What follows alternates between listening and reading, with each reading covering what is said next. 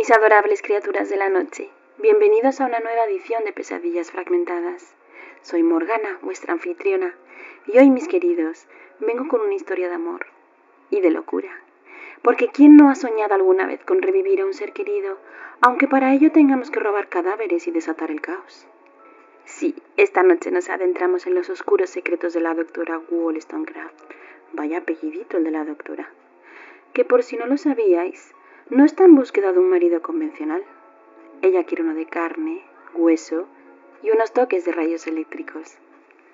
Porque claro, las cenas románticas a la luz de las velas ya no están de moda, ¿verdad? Así que, mis queridos oyentes, hoy nos sumergiremos en una historia donde el amor no solo es ciego, sino que también está muy distorsionado. Imaginaos un hombre hecho a mano, pero sin ser el príncipe azul. Bueno, aquí un poquito sí está, ¿no? Pero por falta de oxígeno. No. Es más bien una obra de arte fallida. Pero ¿qué podemos esperar cuando la doctora no está buscando un felices para siempre, sino algo un poquito más monstruoso? Así que preparaos para una historia de amor que si no os hace reír, al menos os hará pensar. Y probablemente os dejará con un par de escalofríos. Vamos allá, mis queridos engendros. El incesante repiqueteo de la lluvia contra los ventanales de la mansión era lo único que rompía el silencio sepulcral de la casa.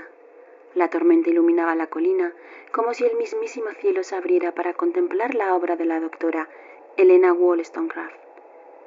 Tiempo atrás, aquella casa había sido un hogar. Ahora no era más que un mausoleo de ciencia prohibida y desesperación. La gran cátedra de medicina que alguna vez Helena había ostentado con orgullo se había desmoronado junto con su cordura tras la muerte de su esposo Jonathan. Su amor, su razón de existir, su alma gemela, ahora reducida a un cuerpo frío dentro del ataúd de hielo seco. Lo habían enterrado con honores tras el accidente, pero ella lo desenterró en cuanto la última pala de tierra cayó sobre el féretro. No pudo permitirlo. No cuando la electricidad podría ser la llave para devolverlo a sus brazos. Los médicos le tildaron de histérica, sus colegas de demente. La universidad la apartó cuando se descubrió que estaba robando cuerpos del anfiteatro anatómico, pero nada de eso importaba. La electricidad era vida. Si lograba animar la carne inerte, si dominaba la chispa divina, Jonathan volvería a ella. Pero no podía arriesgarse a intentarlo con él, sin haber perfeccionado su método. No podía fallar con él. Así que experimentó. Robó más cadáveres, cosió, injertó, ensambló piezas humanas como si de un macabro rompecabezas se tratase, hasta que lo tuvo, su primera prueba. El cuerpo, un mosaico de extremidades curtidos por la muerte, yacía sobre la mesa de operaciones. Sus costuras eran toscas, pero firmes. Un corazón y un cerebro guardaban en formol, listos para ser usados en el momento preciso. Helena ascendió a la terraza, donde una antena metálica sobresalía como un monolito blasfemo hacia el cielo cargado de ira. Conectó los cables, ajustó las bobinas y esperó. El relámpago descendió como la ira de un dios olvidado. La corriente recorrió los hilos de cobre, saltó entre los electrodos y penetró la carne muerta. Los músculos se tensaron con un espasmo grotesco. Helena contuvo el aliento. Esperó. Nada. El cuerpo volvió a caer sobre la mesa inerte. En este instante, los fusibles de la mansión saltaron, sumiéndolo todo en una oscuridad absoluta. Solo el resplandor de los relámpagos entraba en ráfagas por los ventanales, pintando sombras alargadas en las paredes de piedra. Helena sintió un peso en el pecho. Todo su trabajo, sus sacrificios, su cordura, todo había sido en vano. Cubriéndose el rostro con las manos, se tambaleó fuera del laboratorio, subiendo los escalones con los hombros temblorosos por la contención de un llanto que no podía permitirse. La fatiga la aplastó de golpe cuando llegó a la habitación. Se dejó caer en la cama con el vestido aún empapado y la mente sumida en la negrura.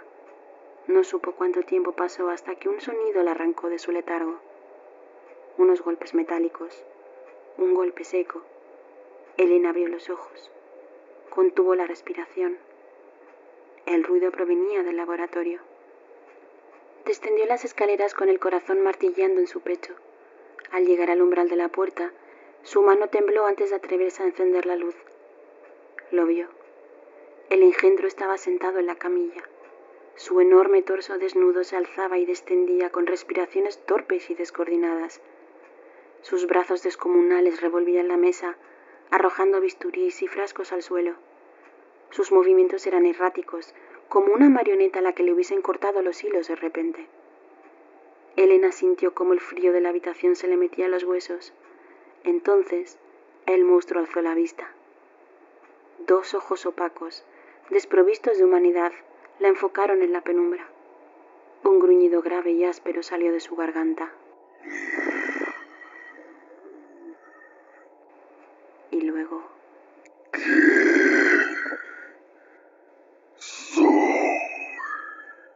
Su voz era un eco entre muchas otras, superpuestas, erráticas, como si cada fragmento de su cuerpo intentara hablar al unísono. Elena, con los labios temblorosos, murmuró: «Eres un milagro». Y en sus ojos brilló una mezcla de triunfo y terror. Elena observaba a la criatura con una mezcla de fascinación y espanto. No era Jonathan, nunca lo sería, pero había logrado lo imposible, devolver la vida a la muerte, y pronto lo podría hacer con su querido marido. El engendro apenas podía moverse al principio. Sus extremidades se agitaban con torpeza, sus dedos se cerraban sin fuerza, y su andar era el de un niño que apenas aprendía a sostenerse. No hablaba más que en gruñidos y sonidos guturales sin sentido. La doctora se armó de paciencia, aunque el miedo nunca la abandonó. No podía dejarlo solo, no podía dejarlo libre, así que se convirtió en su guardiana y en su carcelera a la vez. Pasaron semanas y Elena le enseñó a sostener objetos sin romperlos, a mantenerse en pie sin tambalearse. Con el tiempo y un esfuerzo sobrehumano, la criatura desarrolló una conciencia rudimentaria. Aprendió a imitar gestos, a responder con sonidos. A veces incluso parecía entender, pero seguía solo siendo un eco de lo que ella esperaba. La frustración la consumía en silencio. Él, en cambio, la miraba con devoción y odio a partes iguales. Cuando intentaba tocarla, sus manos eran demasiado bruscas, como si no supiera medir su propia fuerza. Cuando ella retrocedía, su expresión cambiaba y el gruñido bajo que emitía resonaba en las paredes del laboratorio. Un día, mientras la doctora anotaba sus observaciones en su cuaderno, el monstruo alzó un dedo rugoso y señaló una pequeña ventana que daba al jardín trasero. «No», dijo Elena con firmeza. Los ojos de la criatura se oscurecieron. «No», repitió ella con el ceño fruncido. «No puede salir». Pero el monstruo no atendía razones. Con un rugido de frustración, se aferró a su propia mano y en un acto de rabia ciega tiró con fuerza hasta arrancarse un dedo de cuajo. La sangre oscura y espesa salpicó el suelo de piedra. Elena se levantó de golpe, atónita. «Detente», pero no tuvo tiempo de reaccionar. El engendro la miró con una furia descontrolada y la empujó con tal violencia que su espalda chocó contra la pared de piedra con un sonido seco y cruel. Sintió como algo dentro de ella se rompía. Un dolor agudo le atravesó el torso. Y luego, la oscuridad. Despertó horas después, con la cabeza palpitándole y un sabor metálico en la boca. Intentó incorporarse, pero el dolor en su costado le arrancó un gemido. Entonces lo vio. La criatura estaba en una esquina del laboratorio, con los brazos rodeando sus rodillas, balanceándose de un lado a otro. De su garganta brotaba un gruñido bajo. Un sonido tan primitivo que casi parecía un lamento. Entre sus balbuceos, solo 2 palabras eran distinguibles.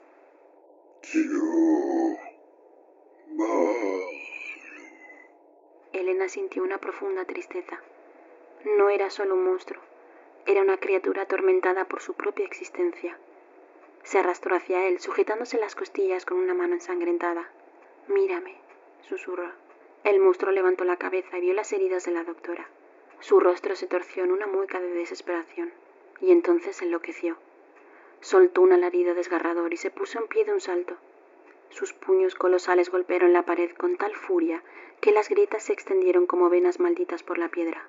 «¡No!». Golpeó de nuevo. «¡No!». Elena intentó gritarle que se detuviera, pero su voz no salió. Otro golpe. La pared comenzó a ceder. «¡No!».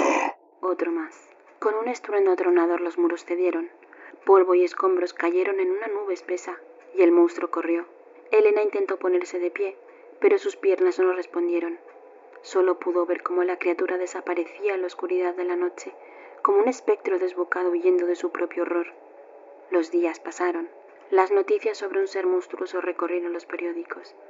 Hombres golpeados hasta la muerte, mujeres destrozadas de un solo zarpazo. Elena leía cada informe con el estómago encogido.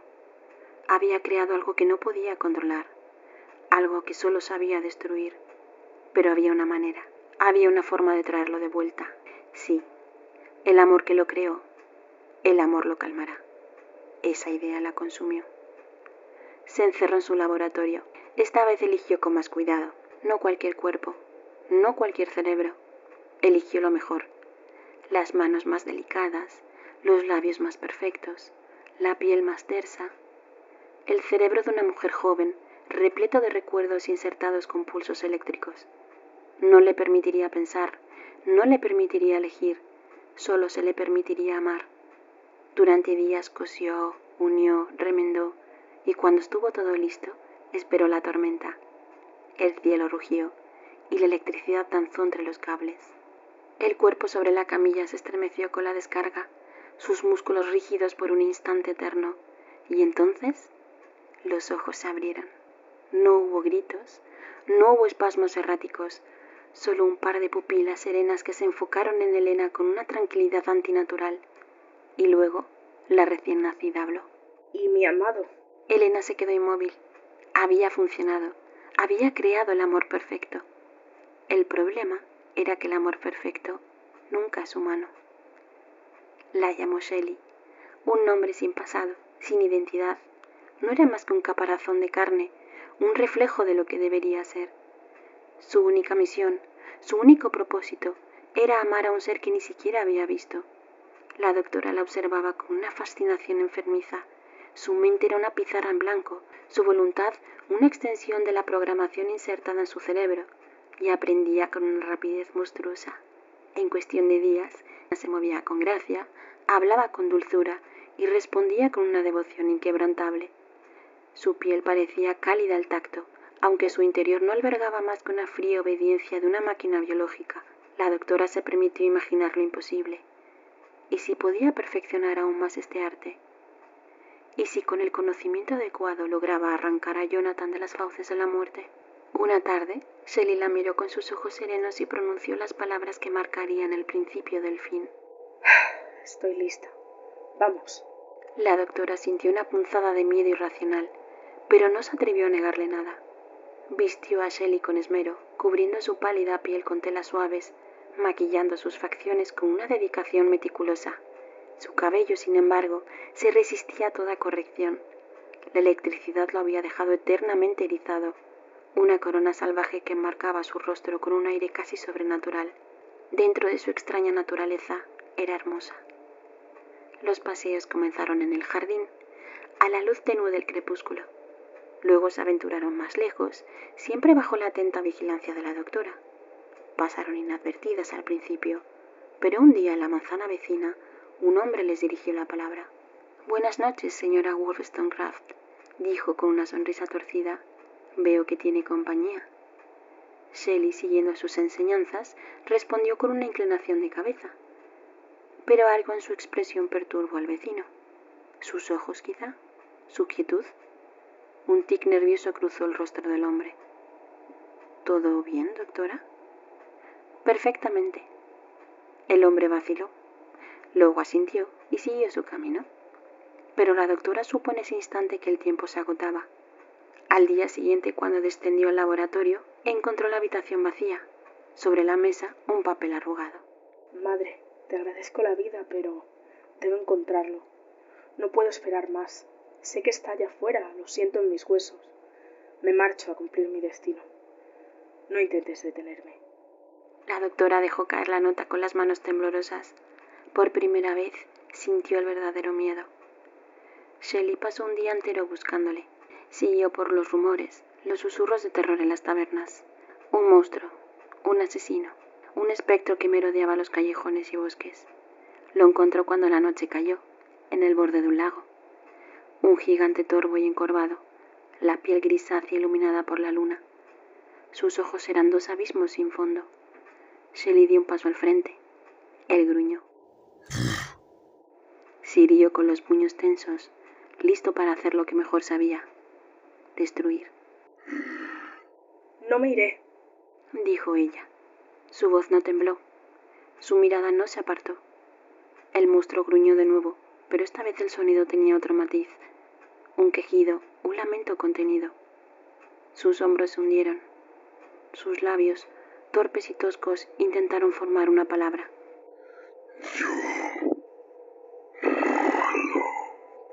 Ella extendió la mano y tocó su rostro. Sintió el calor de su piel, la aspereza de sus cicatrices. La criatura cerró los ojos y emitió un gruñido que se transformó en algo semejante a un sollozo. Se volvieron inseparables. Viajaron juntos, ocultándose en la sombra, alimentándose de los restos de la civilización. Pero Shelley descubrió pronto lo que la doctora jamás quiso aceptar. Él no podía cambiar. No podía ser como ellos. La tragedia se desató una tarde en el mercado. Shelley tropezó con una piedra y se cayó al suelo. Un hombre se acercó para ayudarla a levantarse. El monstruo lo vio. En su mente torpe y primitiva solo existía una verdad. Nadie debía tocarla. Nadie debía hacerle daño. Se lanzó sobre el hombre con un rugido gutural. Lo derribó con un solo golpe. Sus manos, tan inmensas como el destino, lo despedazaron en segundos. Sangre, huesos y vísceras se esparcieron en un charco obsceno. Shelley le observó, horrorizada. No, susurró. El monstruo alzó la cabeza. Sus manos goteaban.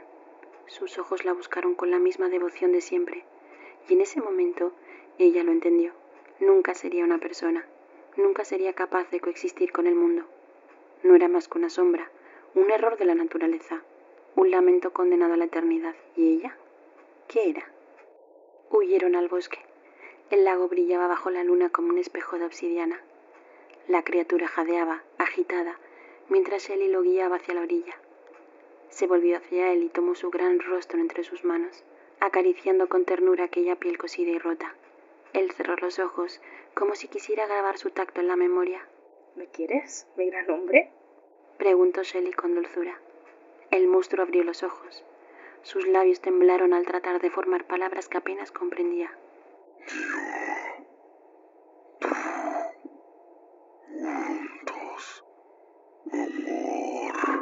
Shelley sonrió con lágrimas contenidas.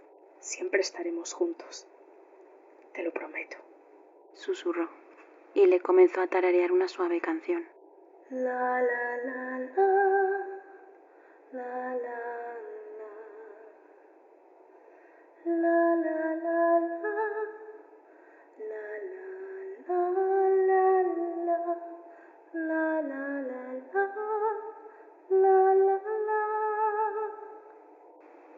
Una melodía, quebrada por la emoción, flotó sobre las aguas. La criatura la escuchó con devoción, como si esa voz fuera la única cosa real en el mundo. Torpemente cogió su mano y se la llevó al pecho, donde su corazón latía con un ritmo incierto.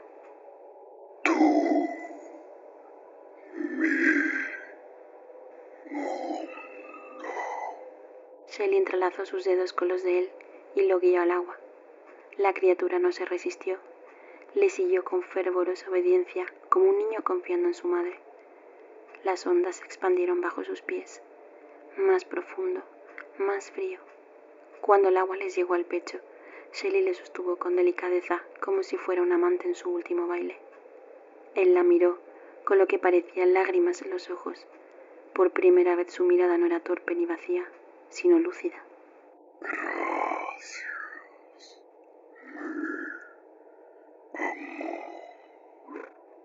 Susurró con una calma que jamás había conocido. Shelley lo supo. En lo más profundo de su ser, él comprendía lo que debía ocurrir y lo aceptaba. Cuando ella lo empujó bajo la superficie, el monstruo no luchó.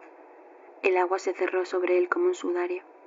Shelley se quedó allí, inmóvil, entumecida por el vacío que se expandía en su pecho. Solo entonces comprendió lo que realmente significaba el amor.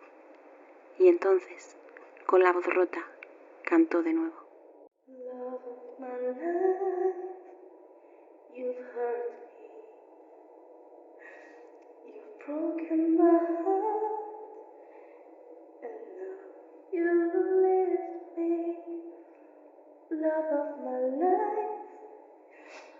Can't you see? Bring it back, bring it back. Don't take it away from me because you don't know what it means to me.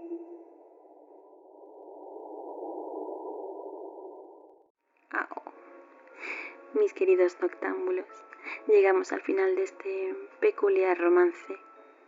Porque ¿quién necesita flores y chocolates cuando tienes rayos y cadáveres? ¿Y qué decir de la novia del engendro, Shelley? ¿Nos pica la curiosidad? Tal vez, si nos la encontráramos en la calle, ¿nos haría un favor o nos contaría su versión de los hechos? No sé vosotros, pero yo tengo ganas de saber cómo se vive un romance con un monstruo frío, cocido, y me intriga saber si está completo. Ya sabéis, con un riego sanguíneo al 100%. Me lo preguntó una amiga. En fin, como siempre, espero que hayáis disfrutado de esta joya oscura que os traigo con tanto cariño, o algo así. Y si os habéis quedado con ganas de más, recordad que siempre podéis enviarnos vuestras preguntas, comentarios y hasta vuestras propias historias terroríficas. No prometo que me haga cargo de ellas con mucho tacto, pero sí mi lengua que no discrimina a nadie. Todos seréis tratados con el mismo desdén. Así que mis pequeños monstruos, no olvidéis estar atentos para el próximo episodio, que habrá más intriga, más terror y por supuesto más de mí, vuestra siempre encantadora Morgana. Nos vemos en la próxima pesadilla y recordad, mis adorables criaturas, que en la oscuridad del amor y la muerte siempre hay algo esperando y no siempre es romántico. Buenas noches.